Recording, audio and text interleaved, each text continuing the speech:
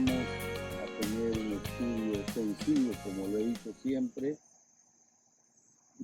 también enfocado precisamente en lo que es los nombres, títulos, reconocimientos, maneras de identificar que Jesús tenía cuando ministró en las tierras de Israel.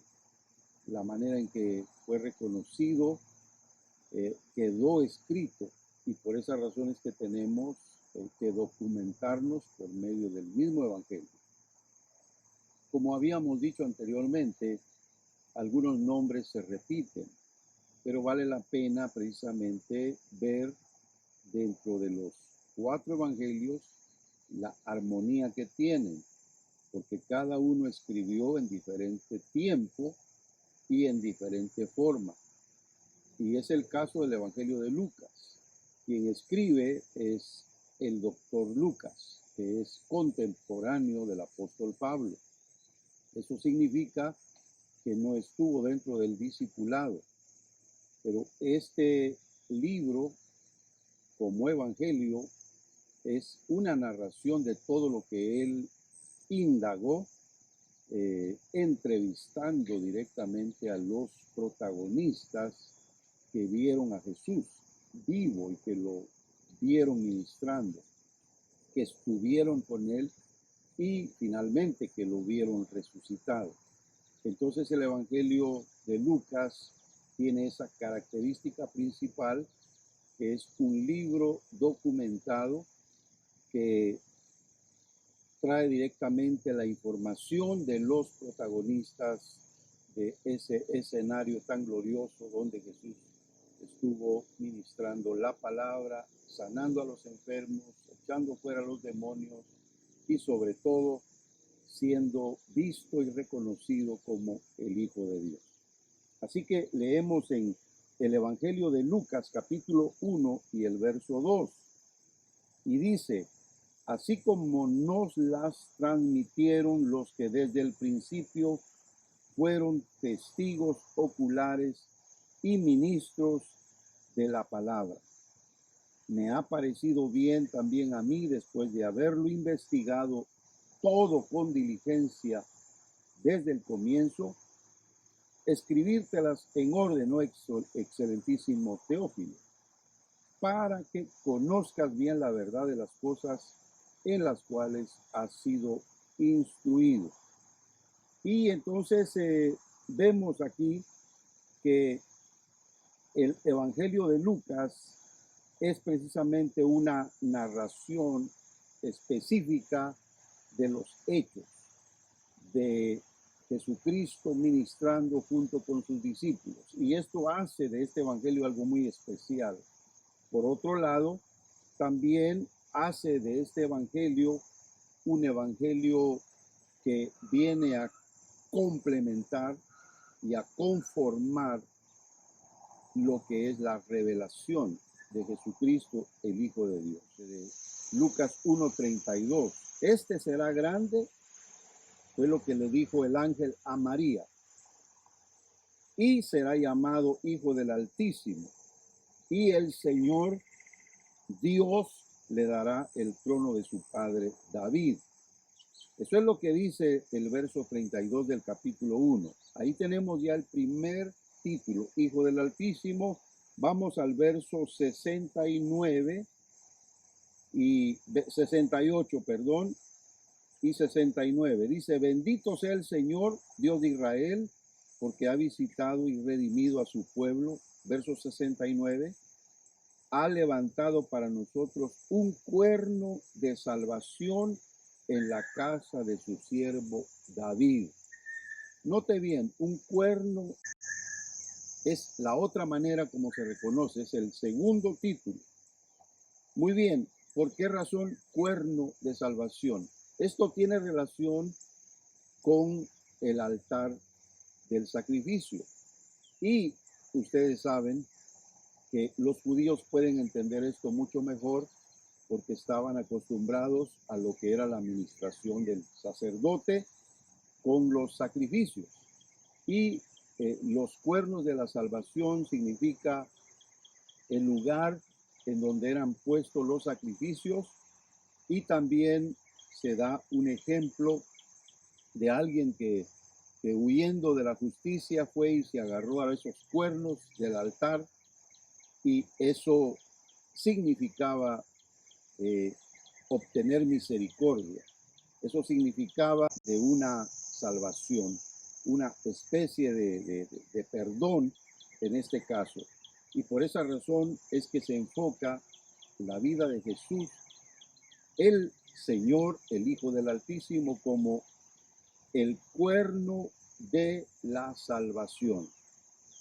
Entonces sí, el verso 76 dice: y tu niño será llamado profeta del Altísimo. Ese sería el tercero, según Lucas, capítulo 1, verso 76. Tu niño serás llamado profeta del Altísimo, porque irás delante del Señor para preparar sus caminos. Quiero hacer la aclaración. Juan el Bautista es el que está siendo nombrado acá. A él le dijeron lo que Jesús sería, pero a él lo reconoce como el profeta del Altísimo, e irá delante del Señor para preparar sus caminos. O sea, el Señor casi siempre es el tercer título que se le menciona a Jesús. Quiero que usted vaya rápidamente entonces ahora al capítulo 2. Vamos a leer aquí, por favor. Un ángel del Señor, dice el verso 9 del capítulo 2 de Lucas, se presentó ante ellos, y la gloria del Señor los rodeó de resplandor, y temieron con gran temor. O sea, el Evangelio de Lucas tiene características especiales aquí, porque ya había nacido Jesús, dio a luz a su hijo primogénito María, lo envolvió en pañales, dice la Biblia, y luego en el verso 8 dice que había pastores en la región. Verso 9, un ángel del Señor se les presentó a estos pastores y les dijo: no temáis, porque he aquí os doy buenas nuevas de gran gozo, que será para todo el pueblo, que hoy en la ciudad de David os ha nacido un Salvador, que es Cristo el Señor. Muy importante notar que el Hijo del Altísimo viene a ser el Salvador y el Cristo, el Señor. Entonces es así como se ve por primera vez la manera en que Jesús es identificado y cómo nosotros debemos reconocerlo. Por eso Él merece toda nuestra adoración, porque es el Hijo del Altísimo, es el Salvador, es el Cristo, y Él es el Señor. Amén. ¿Y cuál era la señal? Hallaréis al niño envuelto en pañales y acostado en un pesebre. Eso es lo que oyeron los pastores de un ángel. De repente apareció con el ángel una multitud de las huestes celestiales que alababan a Dios y decían: gloria a Dios en las alturas, y en la tierra paz y buena voluntad para con los hombres. Algunas versiones, este verso 14 siempre lo ponen hombres de buena voluntad. La versión más antigua y más confiable es la que dice gloria a Dios en las alturas, y en la tierra paz y buena voluntad para con los hombres, no hombres de buena voluntad. Así que eso es lo que tenemos. El nacimiento de Jesús se dice de esta manera. Muy bien, vamos al verso número 30 al 32 del capítulo 2 del Evangelio de Lucas. Y ahí leemos, por favor acompáñenme en esta lectura. Ahí leemos: porque mis ojos han visto tu salvación. Siempre se refiere a Jesús, porque es Simeón. Ahora sí, Simeón el que tomó entre sus brazos al niño y bendijo a Dios. Ya tenía 8 días el niño de haber nacido Jesús, estaba siendo presentado para ser circuncidado. Y entonces, cuando él tiene esa revelación, dice él: despide a tu siervo en paz conforme a tu palabra, porque han visto mis ojos tu salvación. En otras palabras, el Salvador, él es la salvación personificada, encarnada, porque es también, según el verso 32, luz, es la luz para revelación de las naciones, y también es reconocido como la gloria.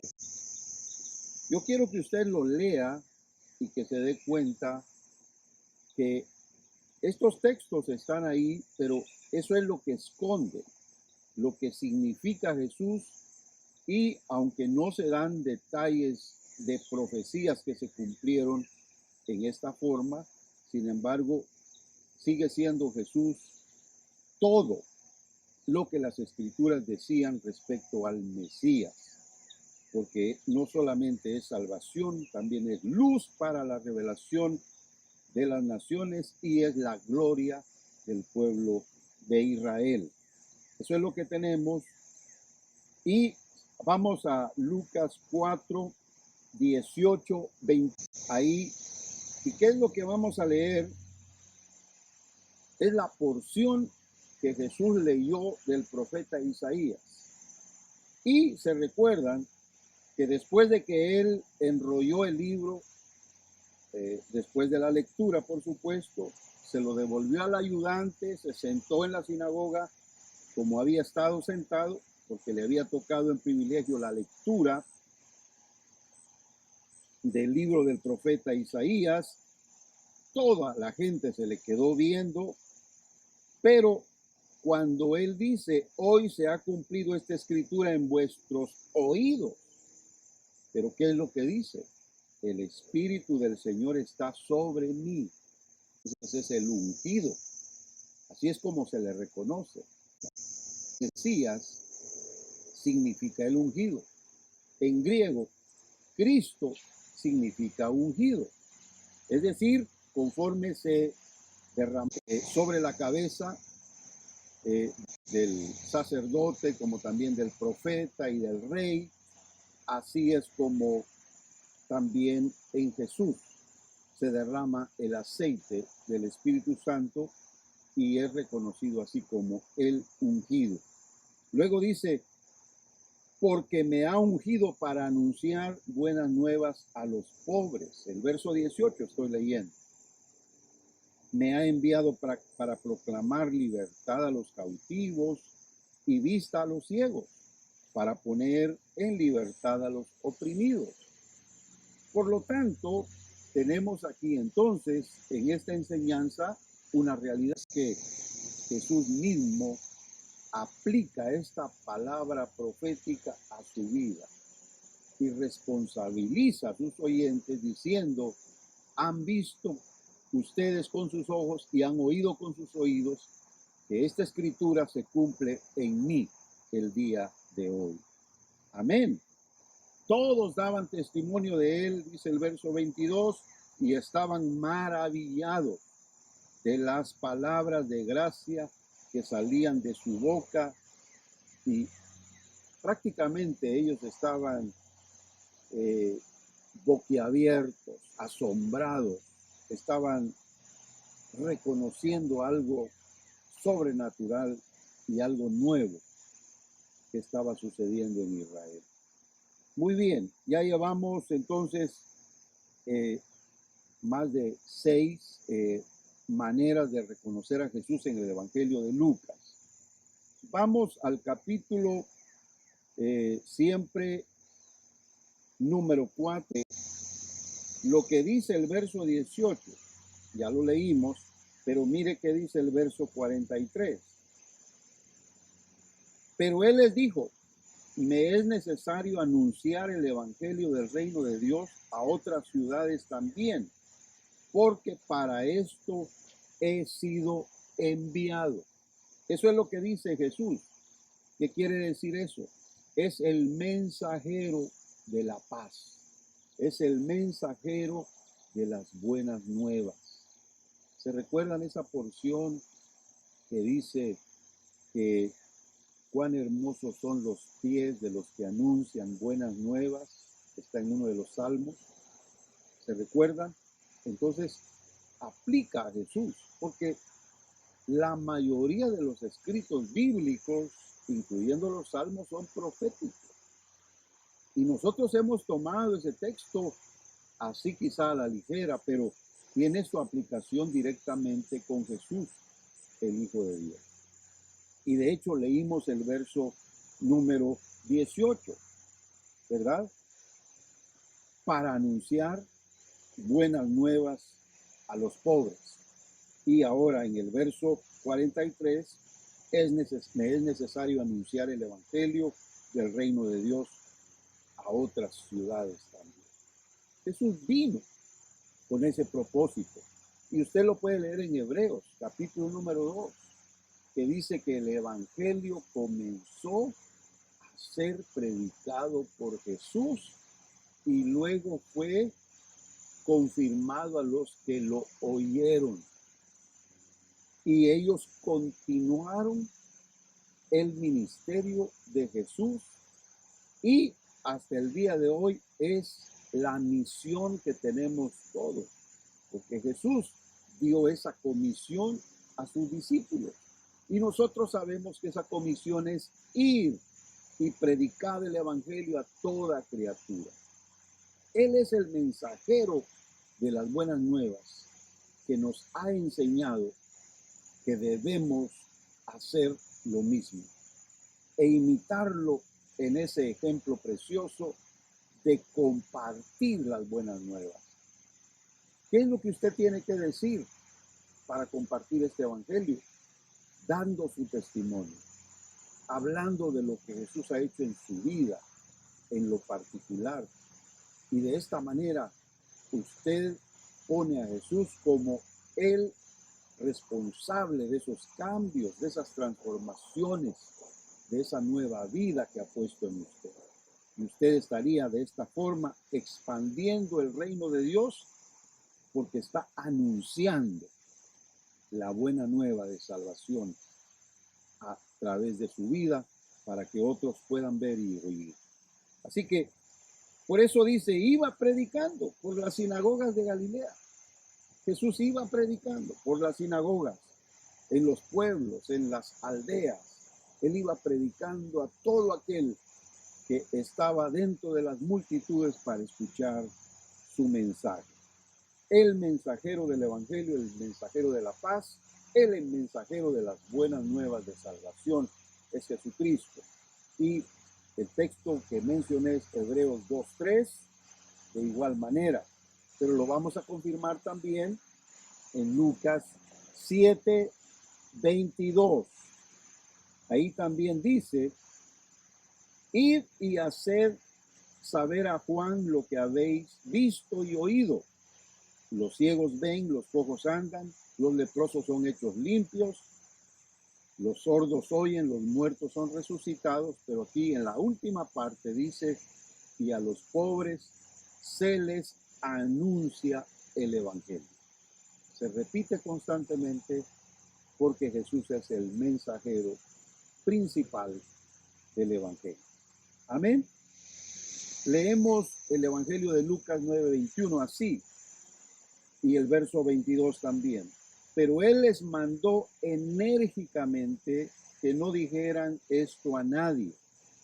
Y les dijo, es necesario que el Hijo del Hombre padezca muchas cosas por los principales sacerdotes y por los escribas, y que sea muerto y que resucite al tercer día. Amén. Es un resumen del Evangelio. Es un resumen de la obra y el ministerio de Cristo, con un final de dolor, sufrimiento, muerte a causa del pecado, pero también de victoria por la resurrección.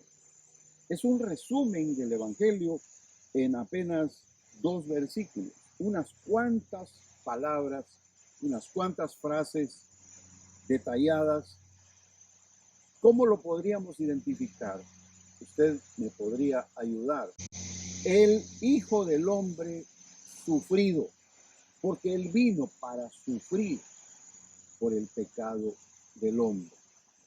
Porque acuérdese que dice el apóstol Pablo, la paga del pecado es muerte. Y Jesús vino a pagar por el pecado con la muerte. Y Él sí derramó su sangre para que redimidos del poder de la muerte.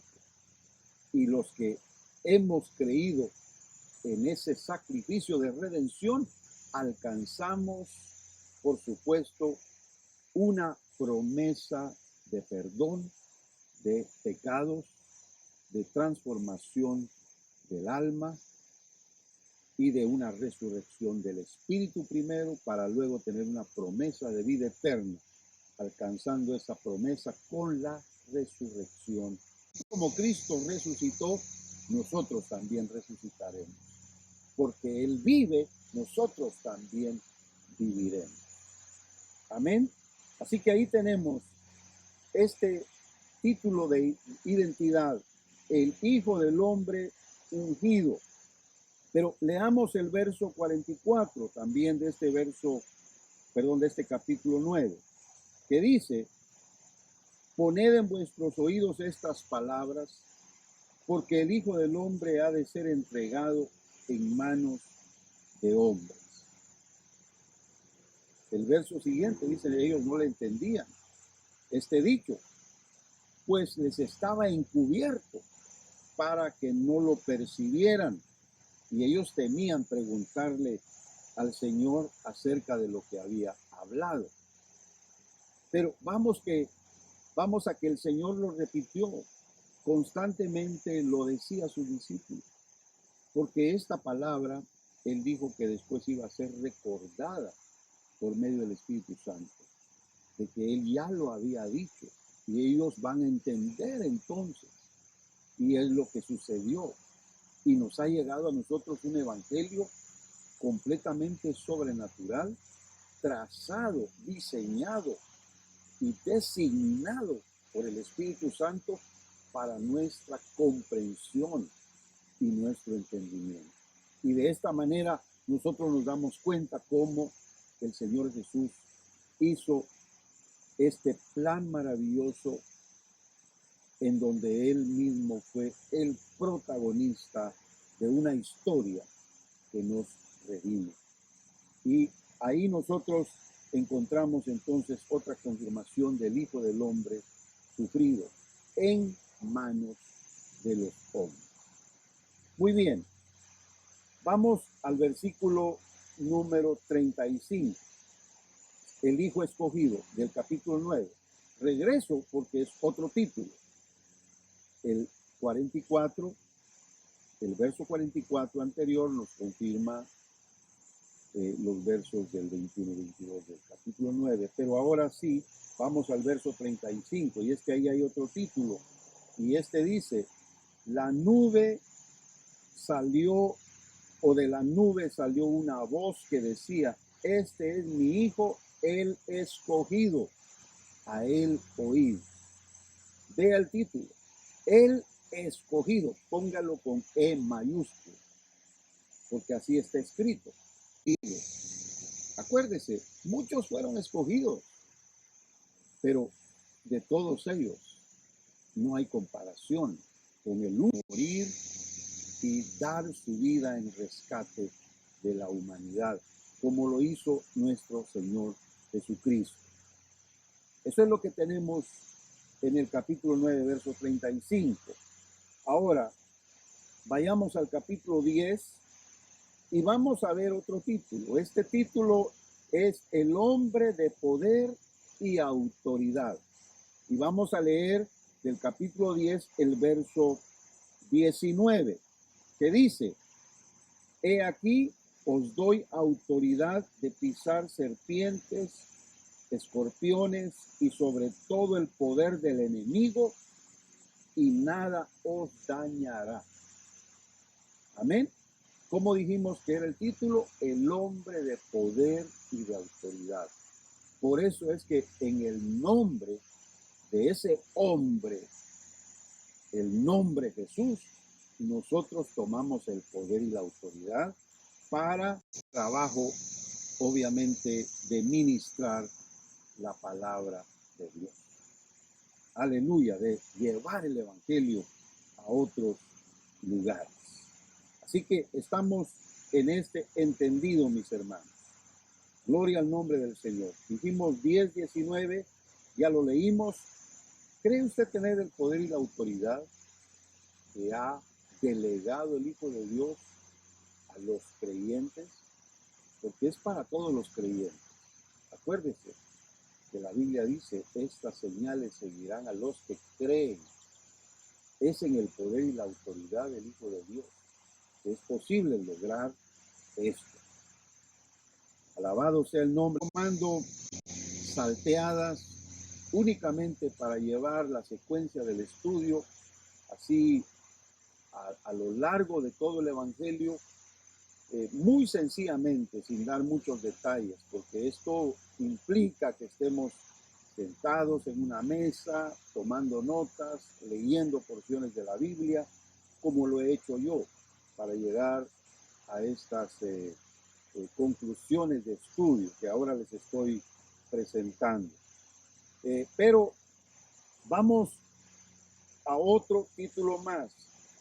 Le vamos a llamar el bendito que viene en el nombre del Señor. Ustedes saben a qué porción me refiero. Y vamos a leerlo en Lucas capítulo número 13. Avancemos unos cuantos capítulos. Capítulo 13 y busquemos el versículo número 35, que dice Jesús hablando: he aquí vuestra casa os es dejada desierta. Os digo que no me veréis más hasta que venga el día cuando digáis, bendito el que viene en el nombre del Señor. Él es el bendito. No porque venga después va a recibir este mérito, porque ya vino. Y cuando vino, de igual manera, el término Hosana, que la gente gritó cuando le vieron entrar a Jerusalén, es el mismo término que significa bendito el que viene en el nombre del Señor. Pero aquí está refiriéndose a su segunda venida, después de que Israel se ha despertado de su sueño, gracia, y Dios vuelva otra vez a tratar con ese pueblo escogido. Ellos entonces dirán, bendito el que viene en el nombre del Señor. Así que fue profetizado, aquí se habla de la segunda venida de Jesús, del Cristo, del Hijo de Dios. Él mismo lo dijo, él mismo lo habló. La segunda venida de Cristo no se puede negar. Y todas las señales están puestas ya. Y una de esas señales es precisamente el hecho de que Israel esté fuera del trato de Dios en este momento. Claro, están incluidos para ser alcanzados por la gracia, pero directamente como pueblo y nación, el Señor ha dejado de tratar con ellos hasta que venga otra vez para establecer su reino en el lugar establecido según la profecía bíblica.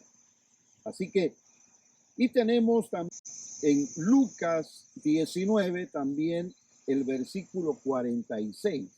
Piense conmigo cómo le vamos a llamar o cómo vamos a identificar a Jesús aquí en esta porción. Dijimos 19 y el versículo, perdón, me confundí, 19:46, y ahí va a leer equivocadamente otra vez. Ahora sí, ya lo tengo. El versículo 46 dice, Cuando entró en el templo Jesús, ¿verdad? Para echar fuera a todos los que vendían, a todos los cambistas, dice la Biblia, porque ahí cambiaban las monedas, ya que llegaba mucha gente de muchos lugares, ahí hacían transacciones económicas vendiendo los sacrificios de animales para que la gente presentara sus ofrendas en el templo y el sacerdocio las ministrara. Escrito está, mi casa es casa de oración, pero vosotros la habéis hecho cueva de ladrones. Jesús dijo, mi casa, mi casa. ¿Cómo le llamaría a usted o cómo lo identificaría? Yo le he puesto el dueño del templo, el dueño de la casa de oración, pero ese título le he puesto, el dueño, porque él estaba dejando ese lugar a los que iban a administrar y a ministrar conforme a los sacrificios. Pero ellos habían falseado el privilegio y el ministerio y se habían encargado únicamente de negociar y ver por sus intereses económicos más que por la realidad de una necesidad, porque de eso se trata. Los ministros que únicamente van por ganancias son pseudo ministros y posiblemente llamados, pero están procurando más las ganancias económicas que realmente en buscar la solución en la necesidad de los hijos de Dios. Así que seamos transparentes, seamos íntegros, seamos honestos y hagamos la obra como Dios nos ha mandado hacer. Eso es lo que hemos leído. Mi casa es casa de oración. Él es el dueño. Él tiene el derecho de pedir cuentas cuando Él quiere. Cuando Él lo requiera, nosotros tenemos que presentarnos delante de Él y entregar cuentas. Qué triste es no tener cuentas cabales. Qué triste será no estar realmente atentos a hacer lo que Dios nos mandó a hacer para entregar una buena administración ante los ojos del Señor.